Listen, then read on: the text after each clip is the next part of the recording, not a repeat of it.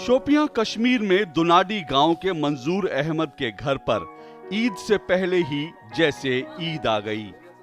घर के बरामदे में दमकता बिजली का ये बल्ब ईद के चांद जैसी खुशी दे रहा है।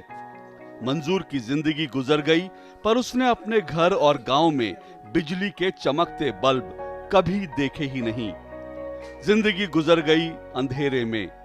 करीब एक हफ्ते पहले ही कश्मीर के इस दुनाडी गांव में पहली बार बिजली पहुंची है, आजादी के 73वें साल में।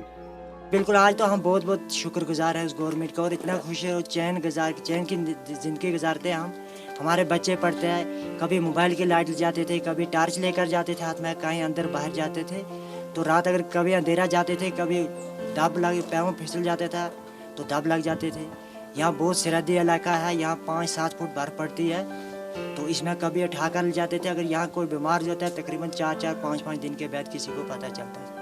अब ये लाइट आ गई, मोबाइल चार्ज होंगे और जिसको भी फ़ोन करेगा वो दस्ती इन्फॉर्मेशन देगी उनको। मेरी उम्र जनाब 70 साल हो गई। 70 साल में मैंने नहीं देखी, और मेरे बाप दादे ने कहाँ देखी। जब मैंने नहीं देखी थी, यहाँ कहाँ थी बिजली। दिनी जलाकर एक लकड़ी में से दिनी निकलती है काइट की, वो जलाकर हमारी माई बहनें सूत करती थी, चरखा, वो फिर चादर बनाते थे। और बच्चे पढ़ते थे, त्रोखड़ा है ना जिस पर रोटी पकती है, वो तवा रख के इस तरह उस तवे पर दिनी जलाकर। गांव में बिजली पहुंची तो नाहिदा के सपने भी बड़े हो गए और उम्मीदें भी। जम्मू की रहने वाली नाहिदा जब निकाह के बाद शोपियां के इस गांव में आईं तो जिंदगी से नाउम्मीद हो गईं। अपने गांव में उन्होंने टीवी, फ्रिज सब कुछ देखा था, पर यहाँ तो बिजली का बल्ब देखने को तरस गईं।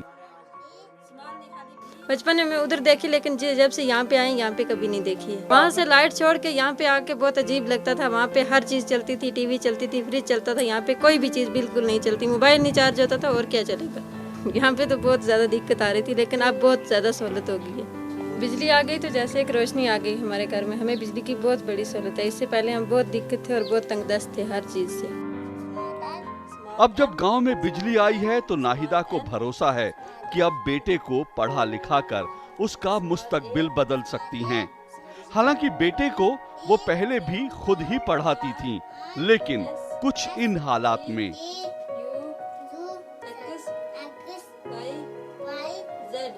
पर एक हफ्ते में घर की, गांव की तस्वीर पूरी तरह से बदल गई है। तस्वीर बदली तो सपने अब परवान चढ़ने लगे हैं।